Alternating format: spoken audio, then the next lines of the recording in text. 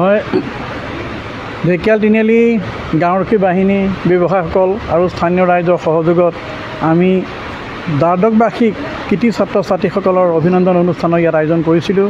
আজি ইয়াত প্ৰায় শতাধিক ছাত্ৰ ছাত্ৰীয়ে অংশগ্ৰহণে আজি আমাৰ সভাখন সাফল্যমণ্ডিত কৰিছে বুলি আমি ভাবিছোঁ। যিসকল ৰাইজে আজি এই সভাখনত উপস্থিত থাকি এই সভাখন সাফল্যমণ্ডিত কৰাত সহায় কৰিলে এই সুযোগতে সকলোকে আমি ধন্যবাদ জ্ঞাপন কৰিছোঁ।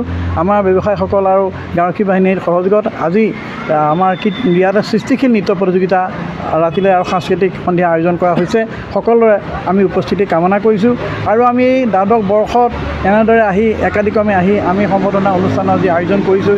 এই সম্বৰ্ধনা অনুষ্ঠানভাগ আয়োজন কৰিবলৈ যাওঁতে প্ৰতি বছৰে আমি স্থানীয় ৰাইজৰ যি সহায় সহযোগিতা পাইছোঁ আমি তেখেতসকলক এই সুযোগতে কৃতজ্ঞতা জ্ঞাপন কৰিছোঁ। আমি আশা কৰিছোঁ ভৱিষ্যত দিনত যদি ৰাইজে আমাক এনেধৰণে সহায় সহযোগিতা আগবঢ়ায় নিশ্চয়কৈ আমাৰ এই অনুষ্ঠানটি আগবাঢ়ি যাব বুলি আমি আশাবাদী। আমি এই সুযোগতে আমি উঠি অহা প্ৰজন্মক আমি অনুৰোধ জনাম যাতে অনুষ্ঠানটি আগবঢ়াই লৈ যায়, ইয়াকে মই কামনা কৰিছোঁ। ধন্যবাদ। ব্যৱসায় সন্থা আৰু গাঁওৰক্ষী বাহিনীৰ উদ্যোগত যি আমাৰ এই সম্বৰ্ধনা অনুষ্ঠান আছিলে তাৰ কাৰণে আমি এই বছৰৰ প্ৰথম আমি বহাগী উৎসৱ আমি পাতিছিলোঁ 10 আৰু 11 মে'ত, কিন্তু সেয়েহে দেশৰ পৰিস্থিতিৰ কাৰণে আমি এই অনুষ্ঠানভাগ পাতিব নোৱাৰিলোঁ। সেয়েহে এই অনুষ্ঠানভাগৰ লগত সংগতি ৰাখি এই সম্বৰ্ধনা অনুষ্ঠানভাগ আমি আয়োজন কৰিলোঁ। ৰাতিলৈ আমাৰ বিভিন্ন ধৰণৰ অনুষ্ঠান আছে, ৰাইজৰ সকলো সহায় সহযোগিতা কামনা কৰিলোঁ।